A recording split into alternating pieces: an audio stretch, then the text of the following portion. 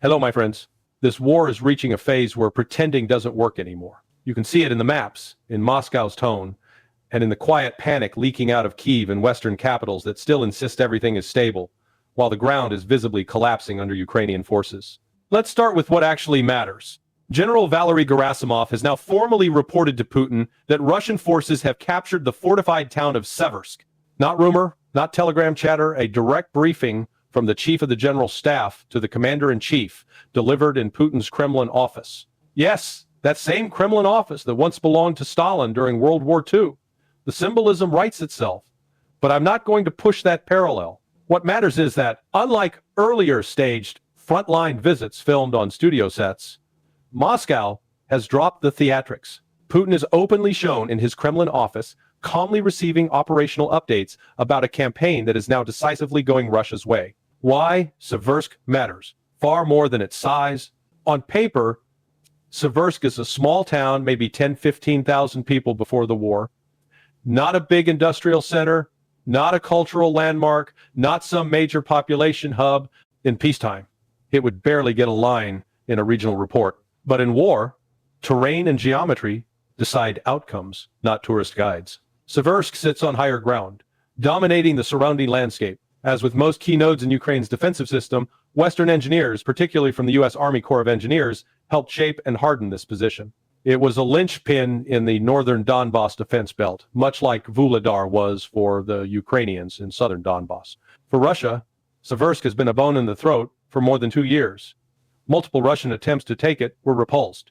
There were costly failures, including that famous operation where Russian armor tried to cross the Seversky Donets under Ukrainian artillery fire guided by U.S. intelligence.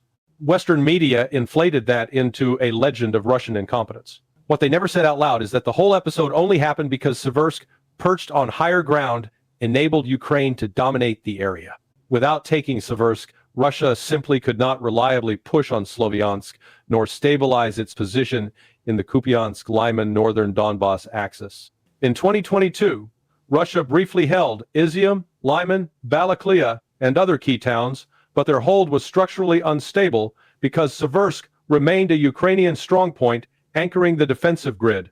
The Ukrainian counteroffensive that fall, probably their biggest single operational success of the war, was made possible by that reality. That's over. Seversk has now fallen. The linchpin in northern Donbass is gone. The domino line, from Seversk to Lyman to Sloviansk, Kramatorsk. Gerasimov's briefing lays out the next steps very clearly, if you know how to read staff language. After Seversk, the obvious next objective is Lyman, a key railway junction and logistics hub. There has already been fighting in and around Lyman for some time.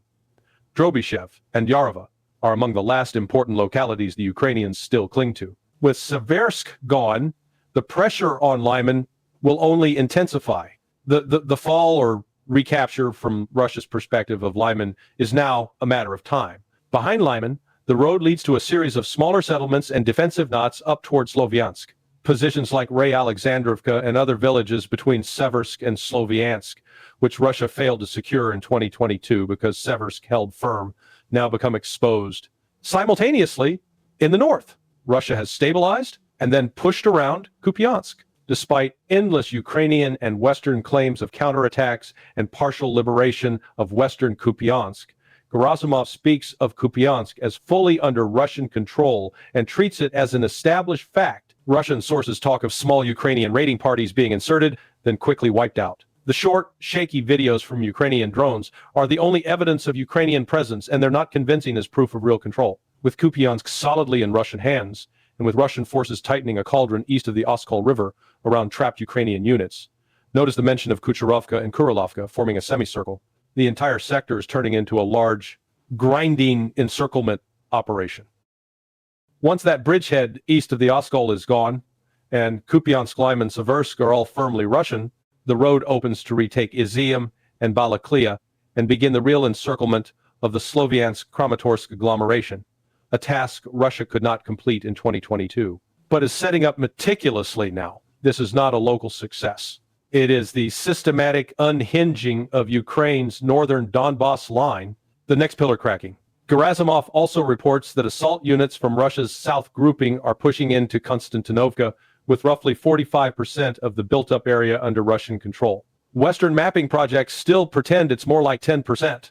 They did the same charade at Pokrovsk.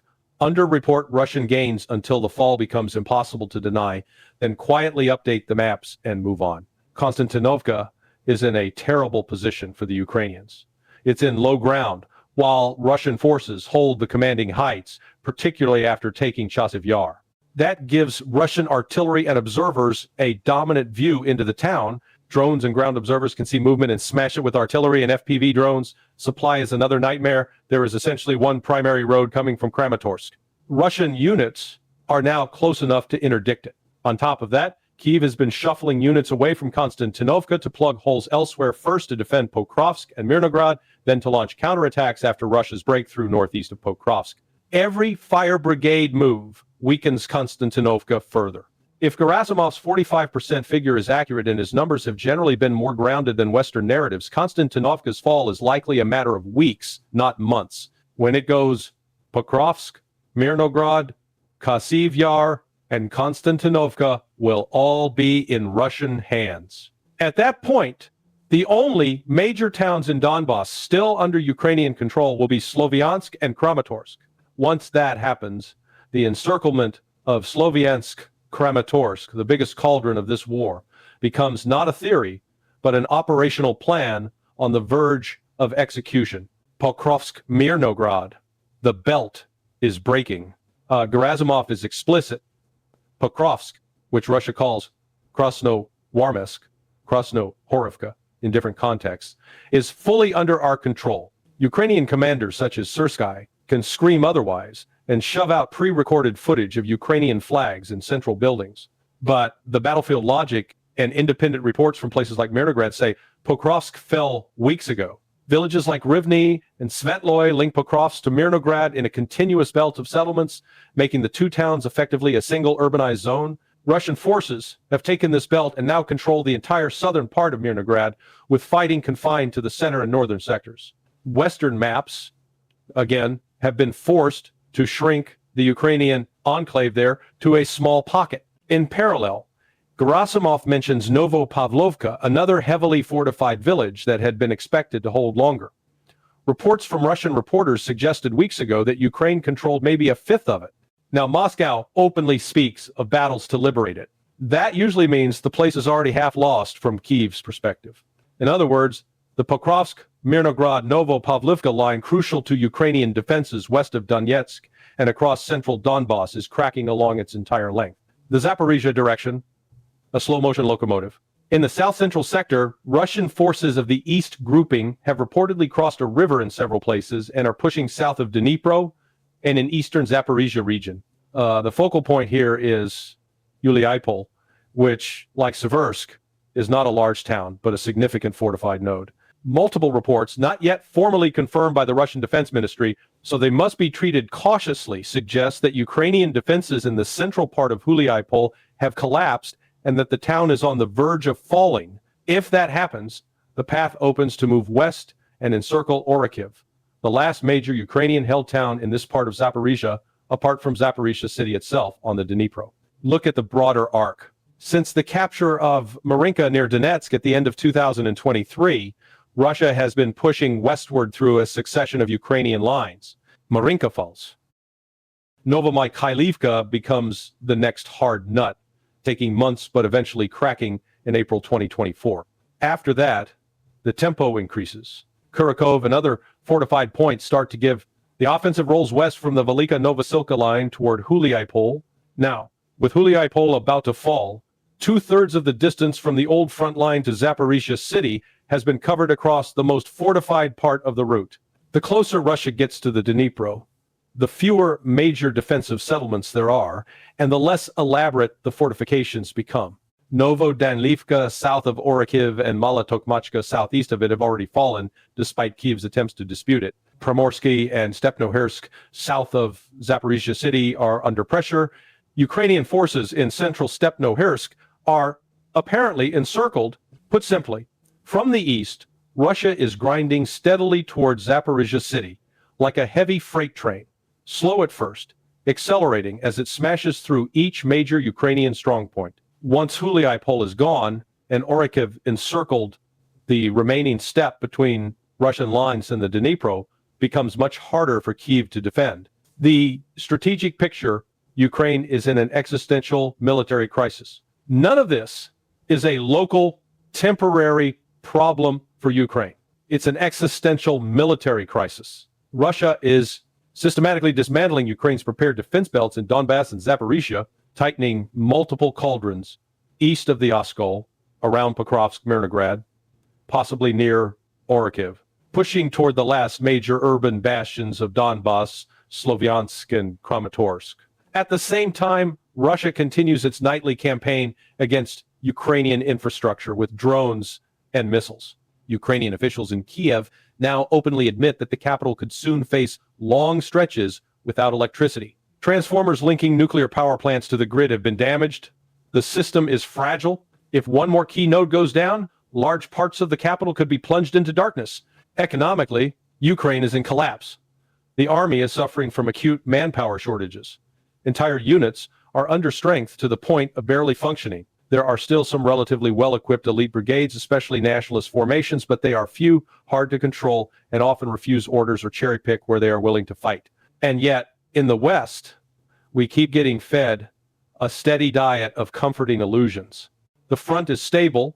Russian advances are slow and incremental. The loss of Pokrovsk, if it's even admitted, won't change much. And Ukraine has time for new plans, new aid packages, new diplomatic formulas. Those illusions are lethal. The casualty story: how bad intelligence fuels bad strategy. One of the core pillars of Western complacency is the belief that Russian casualties are catastrophic and unsustainable, that Moscow is running out of men, that the army is losing 1,000, 1,500 men a day. This isn't just media chatter. Western governments are reportedly being briefed with numbers on that order by their own intelligence agencies. But those numbers simply do not match the observed battlefield dynamics. A Portuguese war correspondent recently traveled through the Russian side of the front, something almost no Western journalist has bothered to do. He visited casualty stations, spoke with Russian soldiers and officers, and tried to piece together a realistic picture of Russian losses. His findings, while anecdotal and necessarily incomplete, indicate that Western estimates of Russian casualties are wildly inflated. So much so that they even cast doubt on the lower figures used by independent outlets like Meduza, Zona. His impressions align with what the battlefield itself tells us. A force suffering 1,000, 1,500 casualties per day on a sustained basis does not conduct coherent multi-axis offensives, stabilize every crisis, and gradually accelerate its rate of advance. It collapses. That is not what we see happening on the Russian side. The ones collapsing are the Ukrainians. This wouldn't be the first time Western intelligence massively overstated enemy losses. In Vietnam, U.S. agencies systematically inflated North Vietnamese casualties to sustain the illusion of progress. In Afghanistan, Soviet losses were blown up by a factor of 10 in some Western reporting. In the more recent U.S. war in Afghanistan, Western intelligence again produced absurdly high estimates of insurgent casualties to reassure Washington. We are watching the same movie again. Intelligence services provide leadership with flattering, reassuring numbers. Russian casualties are astronomical. Ukraine is holding. Time is on our side. If anyone inside those agencies provides lower, more realistic estimates, they are often ignored. Result: Western leaders draw up diplomatic strategies based on a fantasy that Russia is desperate, exhausted, and ready to compromise, when in reality, it is gaining momentum and hardening its political position. Diplomacy built on sand, Korean model, and fantasy plans. You can see the delusion at work in the diplomatic ideas now floating around. Korean model armistice, demilitarized zone in Donbass, some kind of free economic zone, shared management of territories like Zaporizhzhia, security guarantees akin to NATO's Article 5, and so on. Zelensky, for his part, is trying to package his core demand, a ceasefire along the current contact line, in slightly new wrapping. When he talks about referendums and territorial questions, it sounds at first glance like openness to compromise. It is nothing of the sort. He insists that any referendum can only be held after a ceasefire on the existing lines. In other words, first freeze the front where it is, then discuss the future status of the territories under Russian control. This is the same play we've seen again and again. Lock in a ceasefire favorable to Kyiv, or at least less disastrous than total defeat, then drag out political negotiations indefinitely. From Moscow's perspective, this is a non-starter, and they are no longer being coy about it. Moscow's position, Donbass is Russian, all of it. And that Yuri Yushakov, Putin's key advisor on foreign policy and Ukraine negotiations, has spoken with unusual clarity. He states flatly, Donbass is Russian territory. All of it. There is no need for a referendum about Donbass. Russia's constitution already defines its status. Sooner or later, by negotiation or by force, all of Donbass will come under full Russian control. He then lays down a red line on ceasefires. There can only be a ceasefire in Donbass after Ukrainian forces withdraw. Not freeze the current front line, withdraw. After that, Russia might discuss whether regular army units remain deployed there, but even if the army pulls back, Russian National Guard, police, and civil administration would remain. In other words, Russian sovereignty is not up for debate. On all the fancy Western ideas, demilitarized zones, free economic zones, shared control schemes, Ushakov is dismissive. He notes that European governments are trying to improve American proposals by inserting language that is plainly unacceptable to Moscow. He fully expects that whatever document eventually emerges from the Ukraine internal negotiation process will contain little that Russia can accept. His message is simple. When you finally bring your paper to us, don't be surprised if the answer is no. Lavrov's blueprint, no hint of retreat. At the same time, Foreign Minister Sergei Lavrov has delivered a long, structured presentation to ambassadors from the global south, a step-by-step Russian narrative of the Ukraine issue from independence to the present war. Key themes, Donbass, Zaporizhzhia, Kherson, are described as Russian regions, not bargaining chips. The rights of Russian speakers and the canonical Orthodox Church are treated as core issues. Ukrainian neutrality is non-negotiable. Lavrov reminds his audience that Ukraine's original constitution enshrined neutrality and that independence and international recognition were granted on that basis. If Ukraine could amend its constitution to remove neutrality, it can amend it again to restore it. Cities like Odessa and Mykolaiv are pointedly discussed as historically Russian, signaling that Moscow's vision of Russian space goes beyond the territories already annexed. This is not a document written by someone preparing to soften demands. It's a legal political brief aimed at the non-Western world, laying the groundwork to justify a maximalist Russian settlement if and when the war ends on Moscow's terms. You don't spend weeks drafting something like this if you're secretly planning to give half of it away at the negotiating table. Inside Russia, there already appears to be significant criticism of the June 2024 Istanbul Plus outline that Putin himself presented, particularly the notion that Ukraine might be allowed to join the European Union under some conditions. Many in Moscow now see even those proposals as too generous and obsolete, and as Russian forces advance, that sentiment will only harden. Why Moscow won't compromise the way the West expects. War has its own brutal political logic. Once a state has sent its men to fight and die, the leadership cannot simply say, we lost a lot of people, but now we'll settle for half of what we said we needed. The dead cannot vote, but the living can judge. If the outcome looks like a sellout, it can destabilize the regime. Too many Russian soldiers have died for the Kremlin to go back to something like the original Istanbul framework. That door closed a long time ago. Every new Russian gain in Donbass and Zaporizhzhia pushes the baseline higher. Russia is winning the war, not slowly, not marginally, but structurally. If current trends continue, it will be extremely difficult for Ukraine to avoid total military defeat sometime in 2026. And that's probably a conservative estimate. Moscow does not feel economically strangled, militarily exhausted, politically cornered. On the contrary, Russian leaders speak with growing confidence that they can sustain the war. Western attempts at strategic defeat have failed. Time is working against Ukraine, not against Russia. Under those conditions, why would Russia accept a Korean model, a frozen conflict with demilitarized zones and permanent ambiguity? The Korean armistice of the 1,950 seconds was sold as a temporary arrangement pending a final settlement. That settlement never came. Instead, the peninsula has been locked in a frozen conflict for 70 years. Moscow has said repeatedly it will not accept such an outcome in Ukraine. A Korean solution is not a compromise in Russian eyes. It's a trap. Blind by choice. A final critical point. None of this would be hard to see if Western media actually tried to look. The Portuguese journalist I mentioned earlier managed to go to the Russian side, visit casualty points, talk to soldiers, and come back with a coherent picture, one that contradicts official Western narratives in crucial ways. If he can do it, so can reporters from major Western outlets. Yes, they'd be escorted and managed by Russian handlers. Yes, they'd be shown some things and not others. But the gaps, the omissions, the choreography would be informative in themselves. That's how real reporting works.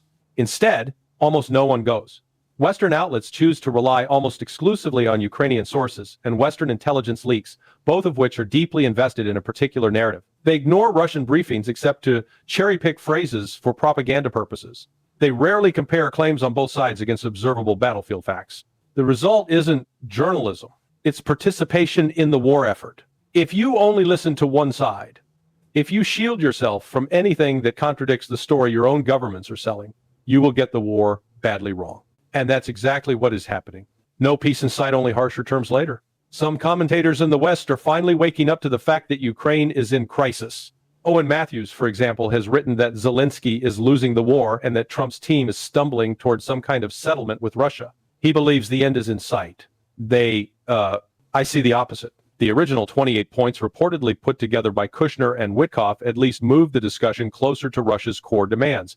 Moscow indicated it was prepared to talk on that basis. But as the Americans have consulted Europeans and Ukrainians, the plan has been watered down, patched, and twisted into something that, if it ever reaches Moscow, will look much less like a serious attempt at settlement and much more like another effort to freeze the conflict on Western terms. When that happens, I fully expect the Kremlin to say no. Meanwhile, Putin's June 2024 formula for ending the war, laid out in his speech at the Foreign Ministry, remains the only realistic way to stop this conflict on terms Moscow would have accepted then. Had it been embraced at the time, tens of thousands of lives could have been saved, and Ukraine might have survived as a smaller but still functioning state. But the West refused. Now, every kilometer Russia advances, every town like Seversk, Pokrovsk, Mirnograd, Konstantinovka, Huliaipol, every looming encirclement around Slovyansk, Kramatorsk, and toward Zaporizhzhia pushes that old formula further into the rearview mirror. At some point, and that point is not far off, Moscow will simply say Istanbul plus is dead. New realities on the ground require new terms. Full control of Donbass, likely further territorial changes in the south, and quite possibly a say in the political reconstruction of Kyiv's government. That's where this is heading. The mood in Moscow, as reflected in Putin's meetings with his generals, Ushakov's statements, and Lavrov's briefings, is not one of a tired power seeking a face-saving exit. It is the mood of a state that believes it can win militarily, is prepared to do so, and is watching its opponents talk themselves deeper into strategic self-deception. And unless the West drops the illusions about Russian casualties, about stable fronts, about Korean models and magical referendums, it's going to wake up not to a negotiated peace, but to the shock of total defeat for Ukraine on terms dictated from Moscow.